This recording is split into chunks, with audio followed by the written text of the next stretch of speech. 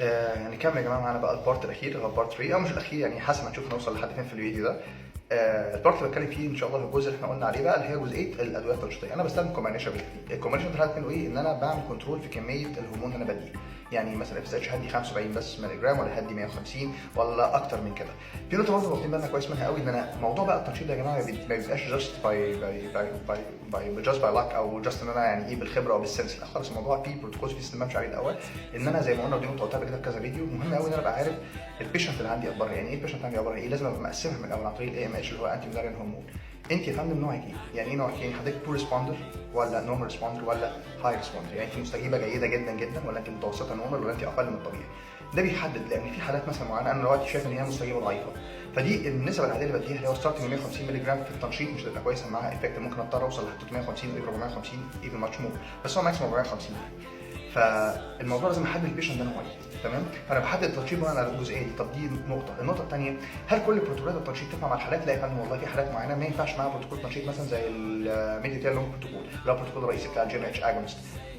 ده واحد من البروتوكولز. عندنا فيه تو سيستمز عشان خاطر اعمل حاجه اسمها ال اتش سبريشن، بيبقى حاجه اسمها جي ان اتش اجونست وحاجه اسمها انتاجونست. الانتاجونست ليها تو بروتوكولز، الاجونست ليها 3 بروتوكولز. ال 3 بروتوكولز او اللي مش في الحالات مثالي في الحالات اللي هي الشورت المعتاد متعرف عليه، حاجه اسمها ميديتيال لونج بروتوكول، حاجه اسمها شورت بروتوكول، حاجه اسمها الترا شورت بروتوكول. انت بتحدد البروتوكول ده بوسائل التنشيط بكميه المنشطات دي بسيستم معين. لازم اشوف الحاله عندي اخبارها ايه، مش بدي خلاص، ولازم اعمل لها تقييم بعد ما اديها جرعات التنشيط ب6 ايام تقريبا، عشان خاطر دي بعد 6 ايام احدد اذا كنت هفضل ماشي بنفس الجرعه ولا هزود ولا هقلل، تمام؟ وخصوصا جزئيه التقليل، يعني بيبقى الموضوع مهم شويه. ان انا في حاجه اسمها عندنا بنسميها سيرم اف اس اتش بيك او سيرم بيك اف اس اتش ليفل، سيرم بيك اف اس اتش ليفل، تمام؟ ده ما بيبقاش فيه نوع من انواع الستابلايزيشن او ما بيبقاش سيتلد او ستيبل الا بعد 6 ايام من التنشيط. اقدر من بعدها اعمل تغيير في الجرعه ان انا ازود او انقص. فالموضوع بيعتمد على حاجات كتير، عشان كده دايما بقول للناس يا جماعه مش صح ان انا استخدم التنشيط مع نفسي.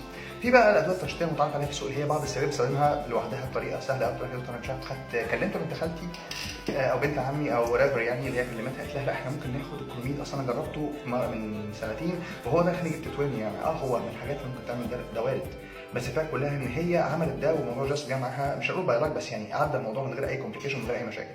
لكن في حالات ثانيه ممكن يحصل لها مشاكل لو هذا الترشيح بشكل مش مظبوط، هياثر على الهرمون بوينت. الثاني ممكن ياثر اصلا عليها هي شخصيا، ياثر على وظائف المبيض بعد كده على اللونج ران. فمهم قوي انها تبقى عارفه هي بتعمل ايه.